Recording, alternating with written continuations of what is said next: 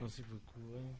Je voudrais juste rajouter aussi, c'est qu'il ne faut pas oublier que nos frères et sœurs musulmans, ils ont une caractéristique qui, moi, m'a beaucoup touchée aussi, et j'étais comme eux, donc je sais de quoi je parle. C'est qu'en fait, vraiment, on est dans une recherche, en fait, mais vraiment.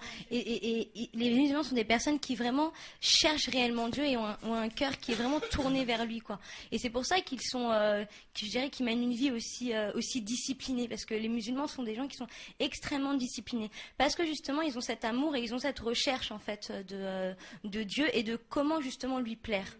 Et il faut vraiment être dans cette condition quand on va les aborder, de parler vraiment avec amour et de surtout présenter notre témoignage, parce que c'est surtout ça, comme l'a rappelé Moussa Koné, qui va faire la différence. Parce qu'ils sont vraiment dans cette recherche de savoir qui ils sont et quel Dieu ils prient et pourquoi ils sont sur terre.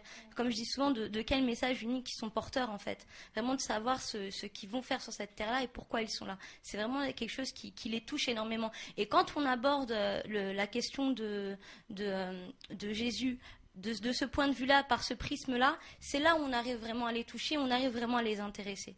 Voilà, c'était juste pour... Merci. Et je voulais rajouter quelque chose concernant aussi pour la conversion des musulmans. C'est vrai ce qu'il a dit, on n'a pas toujours besoin d'être cru. Jésus est fils de Dieu ou bien quelque chose comme ça. Parce que moi, ma conversion, on ne m'a pas parlé de Jésus tout de suite.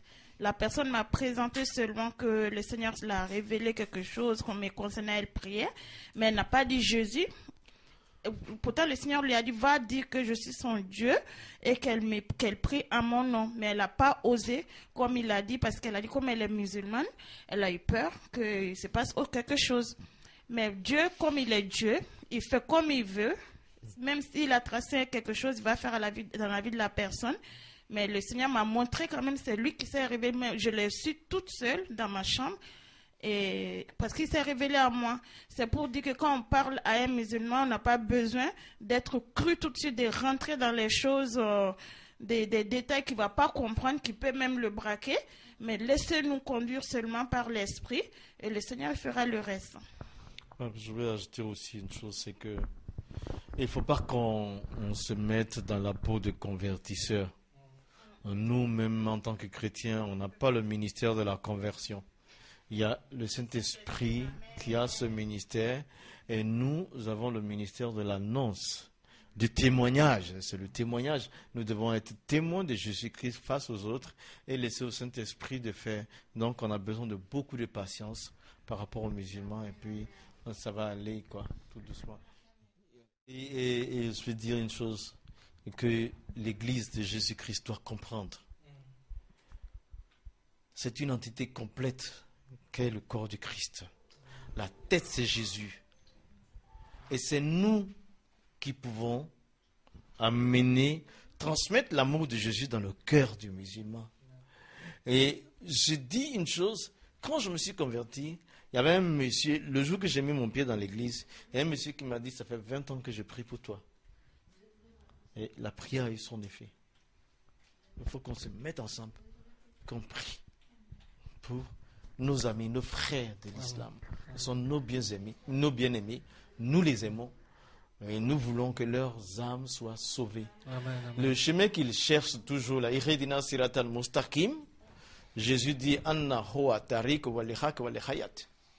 Les ahad ila ani ila abi. Je suis le chemin, la vérité et la vie. Il est le chemin là. Ouais, merci. Amen. Non, mais je bénis le Seigneur par rapport vraiment à tout ce qui a été dit. Je me rends compte, en fait, pasteur, on doit encore rentrer dans les profondeurs. Il ne faut pas qu'on reste sur la surface, parce que en restant sur la surface, en fait, on fait que détruire. Et détruire dans le sens où notre façon de travailler, ça ne sera pas pour gagner la personne, ça sera plus pour être dans une discussion folle. Or que nous ne sommes pas là pour être dans une discussion folle, parce que ce sont des âmes. On ne discute pas, on doit témoigner. Voilà. On ne doit pas discuter. Amen. Et moi, il y avait un passage qui me venait là, c'était Galates 4, verset 1. Quand, comment il s'appelle, l'apôtre Paul va parler un peu aux Galatiens, qui va leur dire dans Galates 4, verset 1, il dit, « Or, je le dis, aussi longtemps que l'héritier est un enfant, il ne diffère en rien d'un esclave, alors qu'il est maître de tout. » Aujourd'hui, je me rends compte, en fait, nous connaissons la parole, le Seigneur nous a mandatés, le Seigneur, en fait, nous a remplis de sa grâce et Nous avons la victoire en Christ, mais parce que nous ne connaissons pas certaines vérités, mais nous tâtonnons. Parce que nous ne connaissons pas certaines vérités, nous avons peur. Parce que nous ne connaissons pas certaines vérités, nous hésitons dans notre façon de travailler. Parce que peut-être que nous ne connaissons pas certaines vérités, tu vas te rendre compte que quelqu'un qui était chrétien demain va sombrer dans l'autre côté. Pourquoi? Parce qu'il ne connaissait pas. L'ignorance tue, le monde nous dit. Et là, par rapport à aujourd'hui, j'ai vraiment encore compris quelle est mon identité. J'ai encore compris que je me dois en fait me lever par rapport à ces personnes. Amen. Je dois témoigner du Seigneur. Même si la personne ne veut pas peut-être comprendre, je vais prier. Mais nous devons savoir que nous sommes dans le véritable. Amen. Et qu'en étant dans le véritable, ce ne sera pas facile, c'est vrai. Je pense à toi, Ina, je pense à toi, Alima, les témoignages que tu avais pu me porter par rapport à ta famille. Mais aujourd'hui, on voit les fruits, ça paye. Amen. Tu avais compris que tu n'as pas succombé face aux choses que les gens te disaient, face à ce que l'oppression de la famille. Pourquoi tu avais compris qu'en Christ, tu avais la victoire. Amen. Et là, l'apôtre Paul dit aux Galates, parce qu'il s'est rendu compte dans le contexte biblique, les Galates, en fait, voulaient revenir dans le judaïsme. Or qu'ils avaient Christ. Ils voulaient revenir dans la loi, ils voulaient revenir dans les choses élémentaires qu'ils avaient laissées. Pourquoi? Parce qu'il y avait d'autres personnes en Galates qui étaient venues pour enseigner des autres doctrines. Et c'est ça, en fait, qui fait dériver les enfants de Dieu. Pourtant, ils sont héritiers. Pourtant, l'apôtre Paul dit que aussi longtemps qu'un héritier que nous sommes comme des enfants, en grec, népios, qui veut simplement dire ignorants, aussi longtemps nous sommes comme des ignorants, nous différons en rien d'un esclave. Pourtant, nous avons tout. Et avec tous les témoignages, avec tout cet enseignement que j'ai pu écouter, pasteur, ça me fait comprendre encore quelle est ma place d'héritier. Amen.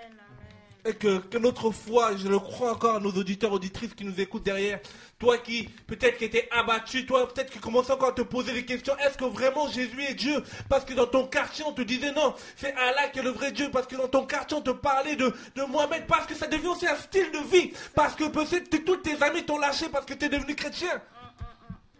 Parce que tu vis aussi dans un environnement où tout le monde devient, rive dans l'islam. Mais laisse-moi te dire que en Christ, tu as tout. Nous ne marchons pas par la vue, mais par la foi. Et le Seigneur nous a tout donné. Et là, comme j'ai vu encore la révélation sur le paraclet, avec le péricloliste, je me suis dit, oh Seigneur. C'est encore une arme de défense. Et bientôt, pasteur, je vais au Sénégal, j'ai dit, merci Seigneur. Amen. C'est des bons arguments pour le Sénégal pour moi. Je vais dire...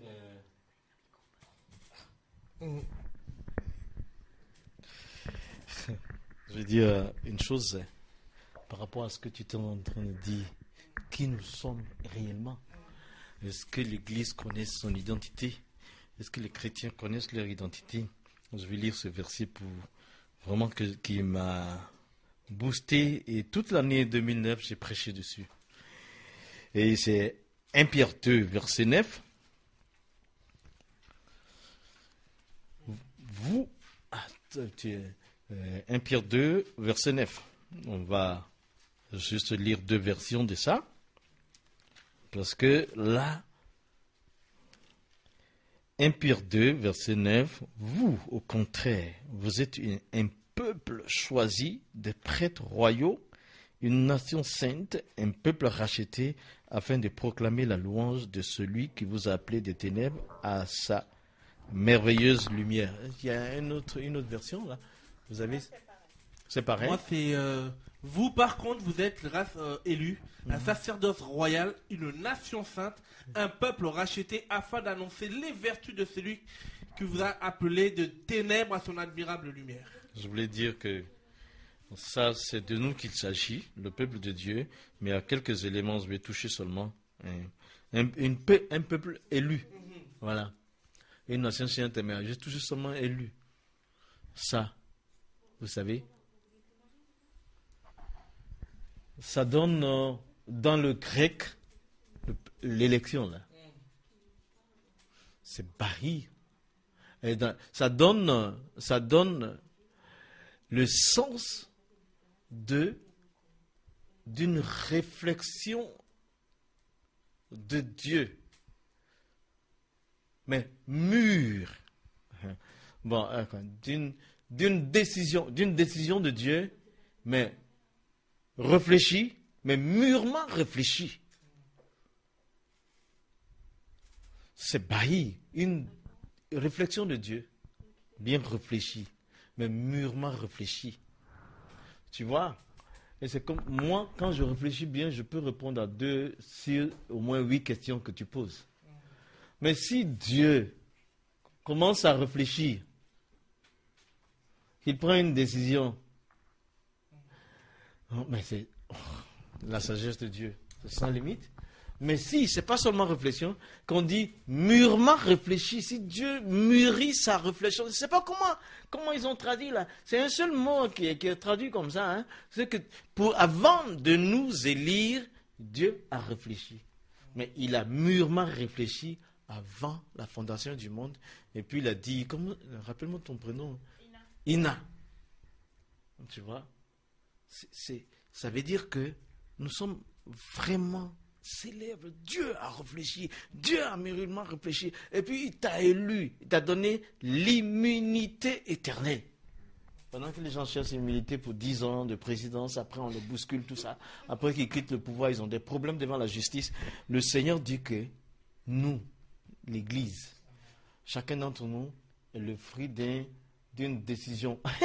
C'est une décision mûrement réfléchie, mais c'est une décision prétemporelle. Prétemporelle. Avant le temps. Avant tous les temps, Dieu a réfléchi. Dieu a mûrement réfléchi pour t'élire. Il a écrit ton nom dans le livre de vie. C'est pour ça que tu es étranger et voyageur sur la terre. Alors c'est nous qui pouvons dire à nos frères de l'islam, venez, il y a encore de la place, parce que notre Dieu, qui a pris la forme physique et qui s'appelait Jésus, qui était la parole de Dieu qui est devenu un homme, a dit qu'il s'en va chercher une place pour vous. Jean 14. Oui, c'est ça. Donc le problème, c'est l'Église, c'est nous qui retardons l'arrivée de Jésus, parce qu'on ne prie pas trop pour les musulmans, on ne les approche pas trop, ils ont des besoins très pressants. Oui, quand on s'approche, on le voit, mais aujourd'hui, il faut savoir que toi, ton élection, c'est prétemporel. Avant tous les temps, Dieu a réfléchi, il a mûrement réfléchi, et puis il t'a élu, et puis tu es là, tu t'es appelé chrétien après. Quelqu'un a parlé de Jésus, et puis tu as entendu, tu as donné ta vie, alors que c'était prétemporel et mûrement réfléchi. C'est ça que je voulais dire. Il faut que, moi, depuis, quand j'ai étudié le passage de 2 Pierre, là, mais j'ai dit, et puis il dit, pour que nous citons ses louanges, nous parlons de lui. Quand j'ai lu ça, ça m'a vraiment marqué. Et puis, tu vois, ça fait que doublement je vis sans complexe, sans peur, rien. Parce que celui qui est élu de manière prétemporelle, tout ce qui lui arrive concourra à son bien. Ouais. Tout sera filtré, ce qui lui arrive. Bon, voilà, c'est ça. Il faut que l'Église comprenne ça. Ce n'est pas les politiques qui peuvent arrêter l'islam. Ce n'est pas les scientifiques qui peuvent arrêter l'islam. Parce qu'il y a des politiques musulmans et des scientifiques musulmans, mais c'est l'Église seulement. Ce n'est pas le militaire qui peut. Les armes ne peuvent pas arrêter l'islam. Mais c'est l'Église par le Saint-Esprit et la puissance de la parole de Dieu qui peut.